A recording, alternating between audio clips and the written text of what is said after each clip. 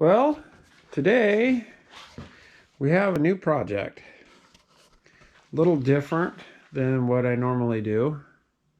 So we're going to do a rebuild. So today we have a 2006 GSXR 1000. We're going to do a full rebuild. So this was in an accident, went down. We're going to put it all back together, and I'm going to take you guys along the process. So ordered all the parts I need. They're coming in the mail. Stuff's coming in as we speak, but let's kind of go over the damage. So tank's dented in pretty good. Handlebars ripped off, but all the controls are in pretty good shape. The front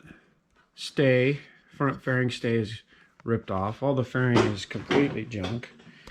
We have a small hole in the starter gear cover. Not a big deal, easy to fix. Of course, new headlight. Gauge cluster's in good shape. Tail fairing is pretty beat up, missing. Foot pegs broke. But we can get this back into good shape, guys. This is not hard. I know it looks pretty tore up, but it's not hard. So for starters, the front fork seals are blown. So we're going to take apart the front end and redo the fork seals. That's what I'm going to do today. So let's take you guys along and show you the process. I'm not going to do a complete step-by-step, but it's not hard. It's totally doable. A couple of special tools and you can tear into it. I think I spent like 15 bucks on tools. It's not hard. Just get the right ones. Go on eBay, pick them out. But this bike will be up and going here pretty quick as soon as parts come in. We ordered a fairing kit from Monster Fairings, which I've dealt with them before in the past, and I'm pretty impressed. I'm very impressed with the quality of the fairings that come. So I'll show you guys, take you guys along. All right, well, let's get started. We're going to pull off all of the fairing and get this thing up on jack stands and tear the front forks off. So we took the front fender, front wheel off, brake calipers off, exposed the forks. We're going to pull the forks, and when you do your seals and you pull your forks, you should measure this distance, and when you put it back together you should set them back in the same spot. So I'm going to measure the distance and set them in the same spot. Pull the forks. Pretty simple at this point. You just got a couple clamps. You slide the tube out. So we got the front forks out. Pretty simple. Now we're going to clean them up. So for starters, take this top cap off, which I just realized I screwed up. What you do is you break this cap loose while it's in the fork, and then it's easy to spin off because it's hard to break loose when it's sitting like this. But take this cap off, slide the tube down, and it'll expose something, and I'll show you. So once you unscrew it, I'm letting it drain. You slide the tube up, and this is the tool that you need. I paid 15 bucks on eBay for this. Man, it's a lifesaver. You can do it without it. It's a royal pain in the butt, but man, 15 bucks is pretty cheap. Just slide this over and it locks into those holes, screws in, and then you can push it down and there's a nut right under here that you got to take off, and then the top cap comes off. So we got them split apart.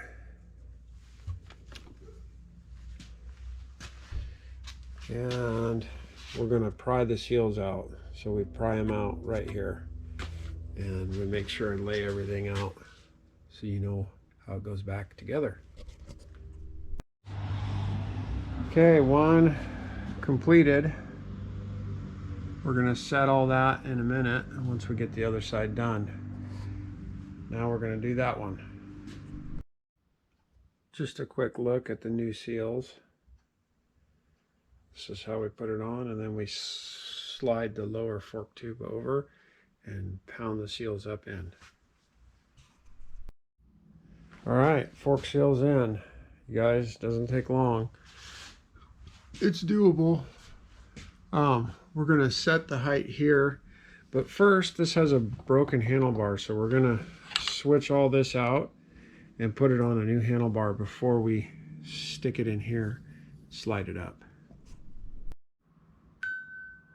Pro tip: when you take all these things off to replace this handlebar, do it with, don't mount the other handlebar up there. Do it with the handlebar here. It's so much easier to slip everything off the handlebar than when it's mounted here. You can't, the throttle tube won't reach, the cables won't reach. It's just easier to do it here. So pro tip. Well, we put the front wheel back on. Forks all set. Everything front end is torqued. All these are torqued. Front, the right handlebar is on, looking good. Throttle's working good. Front brake's working good. Fix this. Knock that off the list. Waiting on brake pads. Those will come. Be nice to have a front fender. And we do need wheel bearings in the front. Look how loose that is. Hard to see on camera. But just knocking the stuff off the list. See what else we can find. Well, we can just temporarily mount this. Gauge cluster goes in it. We need a new gauge cluster. And that mounts there. The gauge cluster goes, I'll have to get it. So the gauge cluster's broke. See that there should be, this should have white all the way around. When the rack, the harness pulled on it and it broke it. So if a guy was really good, they could fix that, but you don't want your gauges working and then not working. So we're just gonna mock it up for now. Okay, so we just temporarily mounted this. This has got to come off when we do the fairing, when it comes, but gauge cluster's on there. Good thing I fussed with it. You got to grind out in there. On the, this was an aftermarket one and it didn't quite fit right. You got to do a little modifying to make it fit, but looks good. Coming along. Well, I did a little off-camera work. Got the front wheel on. Put new front brake pads in. The seals were so bad that the oil soaked the front brake pads, which is a common problem. If you let them go bad, it'll soak your brake pads and they'll never come around. I've tried grinding on them and doing brake cleaner and whatnot, and it never seems to work. So just put new brake pads on. Well, we changed this starter gear cover and put new gaskets and set it all back up. So, and we also changed the oil and oil filter. So we're just knocking stuff off the list. Next, we're going to fix this. Pretty simple. Called Woodcraft, went online, looked it up, got the part number, ordered it, came. Super simple. Just going to remove this.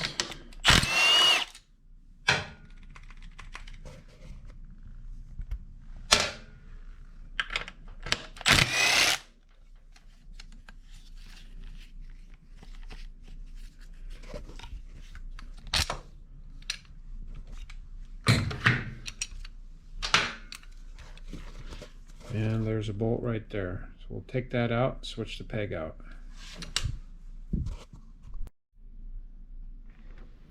So here's the new one. It just slides in there, and then that goes there, then you put the new bolt in. But because this is a pivot right here, I'm going to put a little grease on it so it keeps working smooth. Fixed. Super simple project, guys. Next, tackle this fuel tank.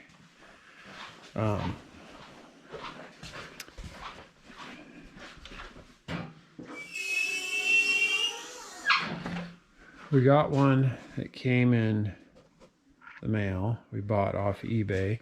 We need to switch the gas cap and the fuel pump, which is under here. Super simple project. I'll show you. So start off by taking these two bolts out, and then you take this bolt out and take the tank off and disconnect the fuel pump. But before we pull the tank, we've got to get the gas out because we're going to pull the fuel pump. So this is what I use, the siphon method. Seems to work all right. Gets 90% of it, and the last 10% I just suck out with a brake bleeding tool. Another little hack, I use a hammer to prop up the tank so we can get in here. We have to, I see some ghetto-ness already. Fuel line's got to come off right here.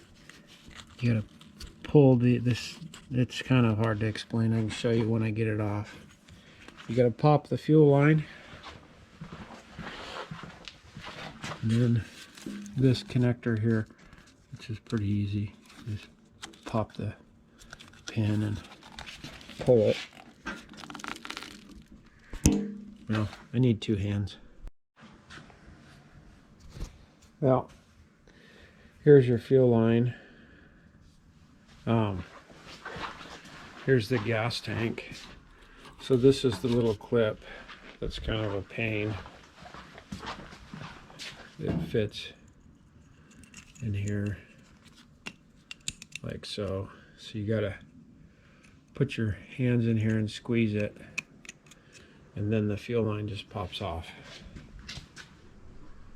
And it looks like somebody was concerned about fuel pump heating up, trying to keep heat off the fuel pump. I'm not sure, and I guess that's an issue, but it's just kind of weird. Anywho, we're gonna remove these bolts and slide the fuel pump out. So here's the fuel pump. Then you got the sending unit, and there's the O-ring. Pretty simple stuff. I like to set this outside to let it drain because I don't like my garage smelling like gas. So you can see there's still some gas in the bottom. So I take my sucker and I suck it out. Next, you take the gas cap off. It's 3 bolts. 2 of these are fake. So you got one there, and one there. And then the gas cap just pops off. So, cap removed. So this tank is pretty much stripped, ready for the new one. I'll show you guys the new one. Well, somebody painted it. They did a really good job. Beautiful tank. It's gonna look good. Anyways, So the tank's off. What we need to do is we're going to do spark plugs. We need to pull the air box off. So got a couple connections. You got one there. You got these little screws. You take these off, this connection off. You got a breather hose there, that, and then I think there's another breather hose over here maybe. Let's look and see. No, maybe not. And then it just pops off, and then you can get the spark plugs, which are down in here. So now we got the air box off, just popped right off. You got your coils, and we're gonna go after pulling the plugs. And I think while we're at it, we're gonna do a compression check just to see how good this motor is. So plugs are out. Here's the spark plugs. They all look pretty decent to me. These are iridiums. I don't see any evidence of anything bad, but I have a compression checker, so I'm going to do a quick compression check, and just because I'm here, see with the life of this motor where it's at. Okay guys, so I got about 135, 140 in there somewhere, which that's not bad. So I'm going to check all 4 cylinders and see what we come with. Oh, by the way, when you do a compression check, you need to hold your throttle system wide open so you get full airflow into the cylinder to get an accurate. If you don't, you'll get low compression numbers. So we're going to gap the plugs. There's 2 types of gappers. You take and you put, this is so hard to do with one hand, but you line it up. So this should be 0.03, and it slides in there. 0.034. It's tight, but so we need to tap it down. But then there's this kind, which you slide it in and slide it around, and as you can see, I'm getting a discrepancy between the 2 gappers. That's too loose, so tap it down. It's a little tighter. I like that. So your spark plug gap, guys, is your timing. So as your spark plugs wear out, the gap gets bigger and your timing changes. And that's why it's important to gap your plugs correctly. This came out of the box not correct. It was way too tight. I can't remember shorter gap or longer gap, how it affects your timing, but it does. So if your timing's off, you'll get detonation, and if you get detonation in these engines with these kind of RPMs and horsepower, it can cause a lot of problems. So gap your plugs correctly. They say Iridium plugs, like what came in it, last forever, last super long, and they say you're not supposed to gap them, that they come gapped, but I'm gonna check it real quick.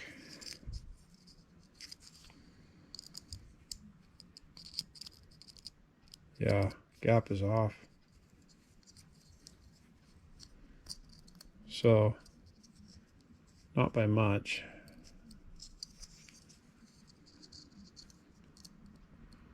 Just a little bit. It was close. Probably not noticeable, but it does make a difference, guys. Gap your plugs. New tank. The new tank here. Put the pad down so we don't scratch it. We're going to put the new pump in. Pretty simple, guys.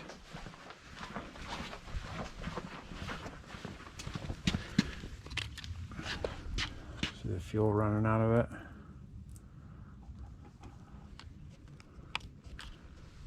Make sure everything's clean. You just slide it right in. I'm going to clean it. Okay, see your O-ring, you got to tuck it in there. And Suzuki they were smart. The holes only line up one way, so you know you've got your pump clocked right when all the holes line up. If you have it clocked wrong, the holes won't line up. So, quick pro tip. Okay, we got the fuel pump in. Bing, bang, boom. And now we have the gas cap to put in, but I am going to wait because I'm going to order a new lock set. And we're missing one part of the lock set. I have the gas cap and the ignition, but there's no seat lock. So that's important. We need that. And I don't want to install the gas tank because to do your lock set, to change your ignition out, here's your plug. It's under the tank. So if we put the tank on, it'll be in our way. Air box, everything will be in our way. So just let's wait until we get the lock set. So we have loose wheel bearings. I don't know if you can see that. It's kind of hard to see it on camera. You can feel it. But wheel bearings came in, so we're going to put new wheel bearings in. Pretty cheap, guys, like 25 bucks. Not a big deal. So once you get the wheel off, you pull the dust covers off. You just basically pry them off. As you can see, this is pretty dried up grease. So there's a spacer in the center. So you want to slide your punch down and you want to catch the edge of the underside bearing. And you're just going to pound it out. And then you flip your wheel over and pound the other one out.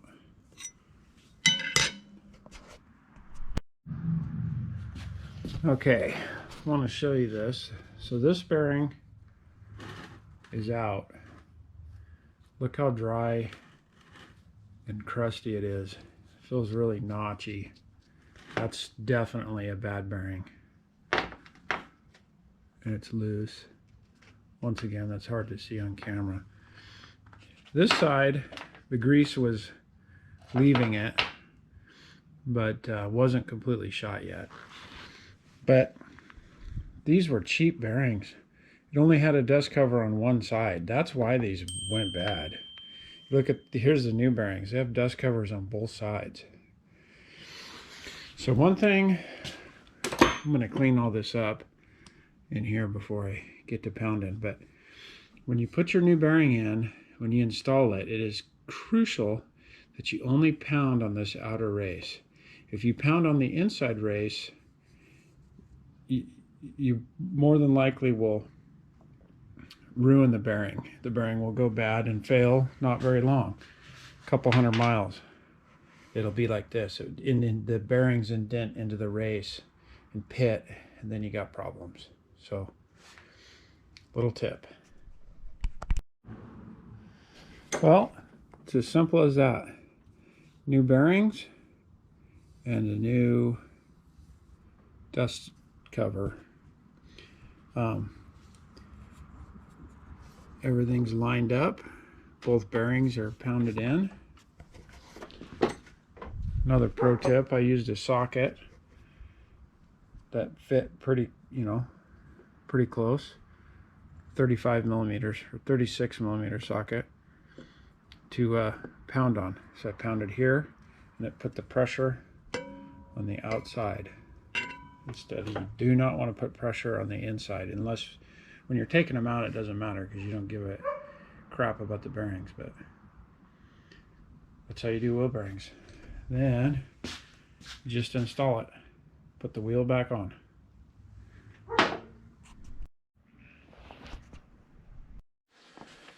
All right. We have a new starter we're going to put on.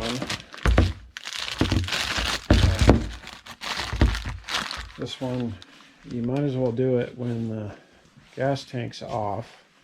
So here's your starter right here. Pull the air box off. And it's just down in there.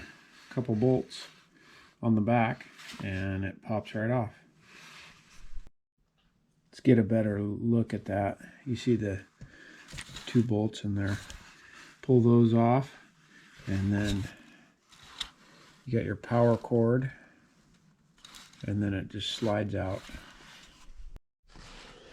So once you slide it out, you just got this little guy, this little 8mm nut to pop off, and then put the new starter back in. Guys, starter's in. It took exactly 8 minutes to change out the starter once your tank's off. Not a big deal. Now let's test it.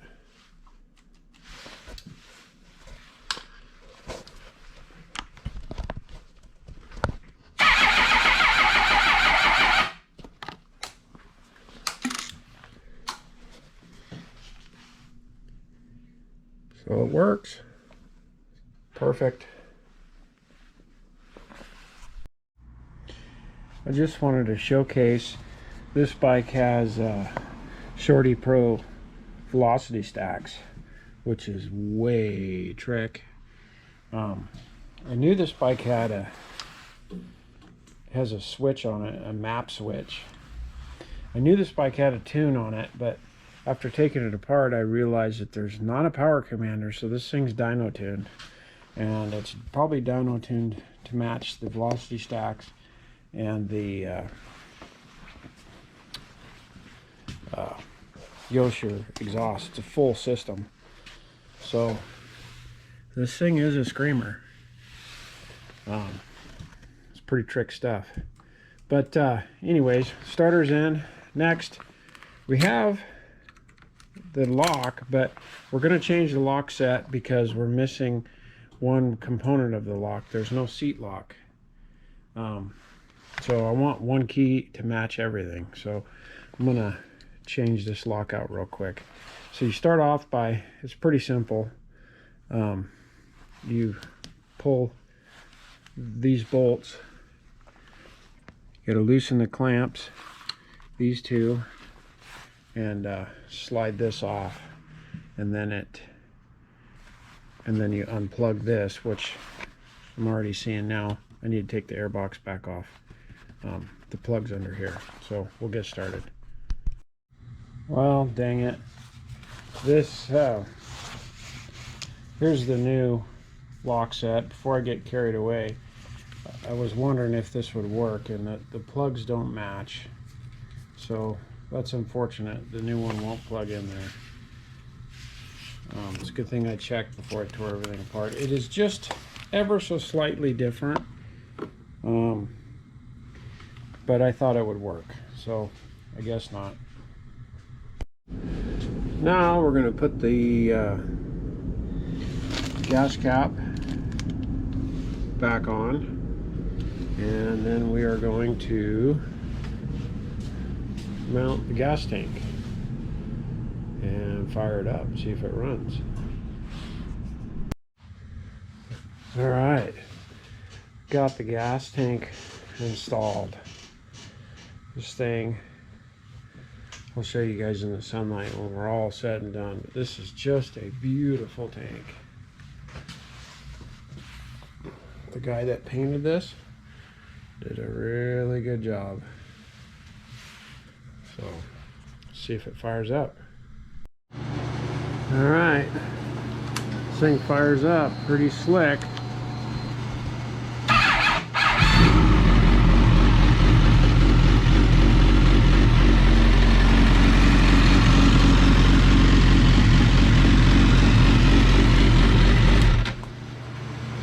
Now, as soon as the fairing comes in, we'll finish this project up. Well, the fairing is finally in. it came in. So it took, this is from Monster Fairing, which I'm impressed with the kit. Everything looks pretty decent quality. Came with the hardware kit, which I'm impressed with that. These feel a little light, like they might be aluminum, which that I'm not impressed with, but like it came with these and looks like everything I'm gonna need, even the tool. Look at that. Well, it's all Torx. That's kind of cool. Huh. But yeah, 65 days to get the fairing in. Came in a box with all the packing. Just unpacking it, going through everything. It's kind of long. Would like to see it a little bit quicker than that, but anyways, so it is good fairing, and we're gonna install it. So we're gonna start with the tail section. Just makes the bike look so much better. So if I remember right, the best thing to do is to build your tailpiece.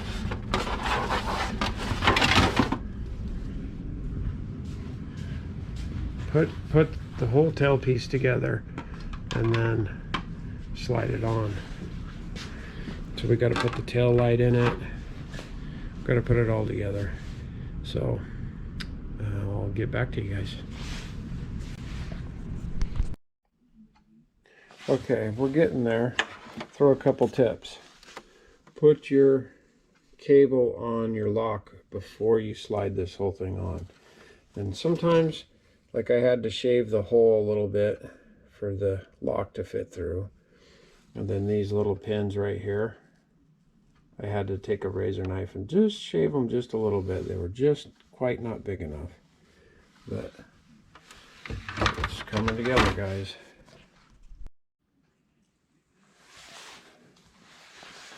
Well, we got the tail on. Not too bad. Underpiece. Fits all right. Not super happy with this, is kind of loose. Don't know what to do there. I think it needs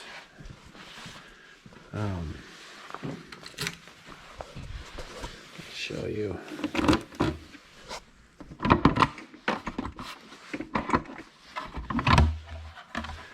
Needs little cushions that go in those holes. And then it sits right on those little perches right there and there. And then it tightens up. But I don't have the original one to take the parts off of, and the kit didn't come with it, but so then it would pop it up. It would be tight. But I mean, it's not going anywhere, but it is what it is. But it looks good, and it's pretty sturdy. I'm happy with it. Looks like we're on to the next pieces. Well, we put the fender on, front fender, pretty simple. Stick it in there, bolt it down. Looks good. Looks really good on the gold wheels. Then we put the trim on here to the seat, which we might have to take it back off when we put the upper fairing on. I can't remember. But the next is to tackle the nose. That's kind of a pain in the butt. There's a sequence to it all, and you can't cut any corners. You have to do it in the exact sequence. If you don't remember it, then you're going to do it 10 times. But we'll get started on that. So we got the front nose put together. I mean, it looks good, but let me give you guys some tips here. These mirrors, I just don't like these mirrors. They're very cheap. They're fucking loose. They don't move. The bolts aren't right. There should be a collared bolt that goes up in there and it centers it. The plugs didn't plug in quite right. It's not worth it. These are like cheap, I don't know. I don't remember what I paid. It was really cheap. It wasn't the high-end quality. The OEM ones are, gosh, they're so much better. And the air ducts. These are cheap. Back to where I left off. Sorry, the battery died. These air ducts, they don't fit the greatest in here. As you can see, lineup issues. I'm not happy with that. And then the gasket is not right. It's worth it to have OEM ones. They just fit better. Well, I'm going to get started on putting the lower fairing on. Getting close.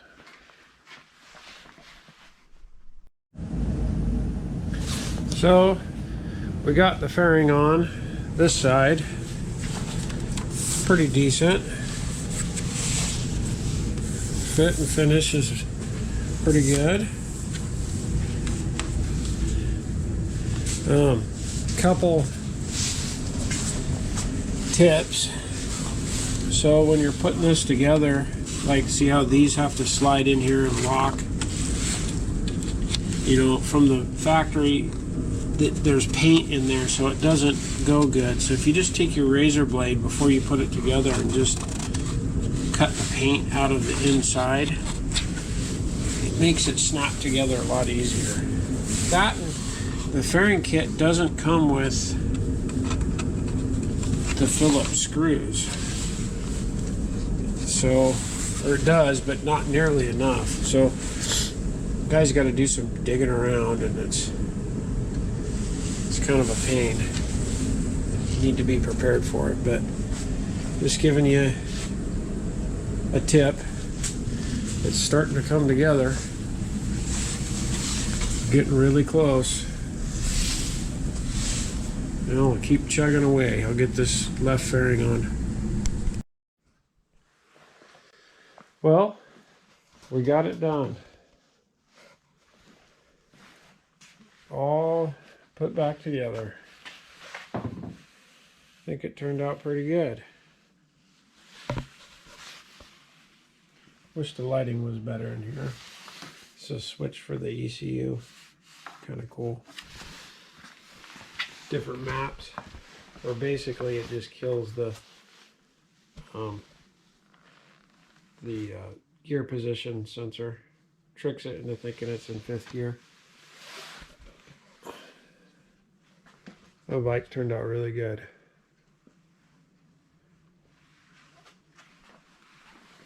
I'm impressed.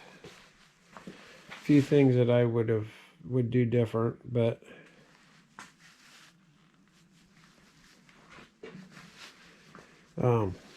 for starters, you know, I would just, if you could get factory OEM hardware, that would be huge.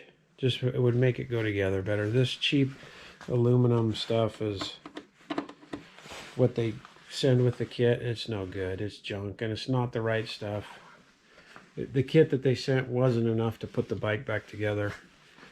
If you had all of the original fairings and like you just went down and rashed it up and didn't blow it all to pieces, and you could salvage all of the hardware off of your old stuff, that would be the way to do it. But if you don't, I just go buy OEM hardware. I know it would take a while. It'd take some doing, but I mean, this pile of bolts is what saved me. There's a lot of little rubber grommets and little plastic pins, the push pins, whatnot, all that stuff. It you know, comes in handy. The little clips that go in the back here in the turn signals. The new turn signals didn't come with them, and They don't, you know, it's not right. I made it work with some stuff I had, but that's what I would do different. In these mirrors, I'd get OEM mirrors that actually move and mount correctly. Not happy with those, but I mean, overall, turned out pretty good. Let's talk about the numbers.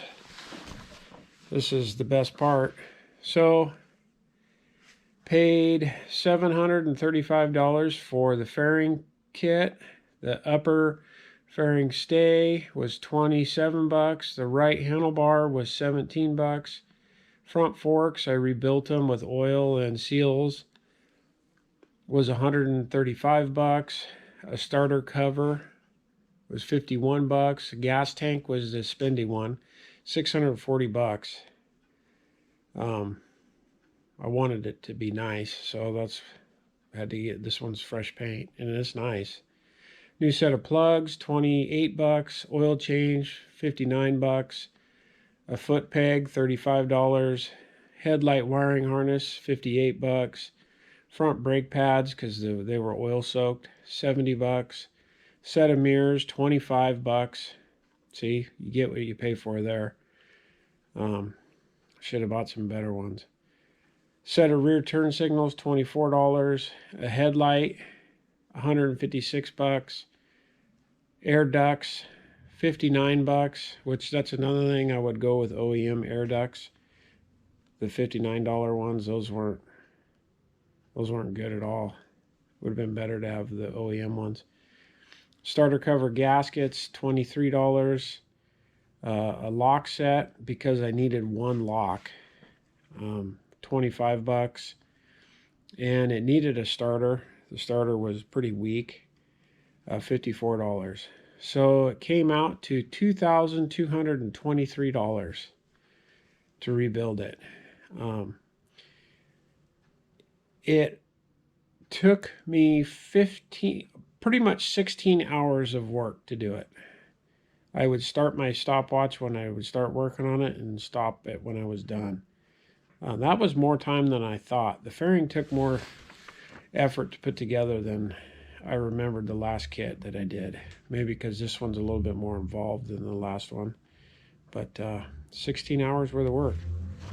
So, anyhow, you guys like this type of stuff, give me a like and a subscribe if you want to see more of it. Thanks for watching, and see you guys on the next one.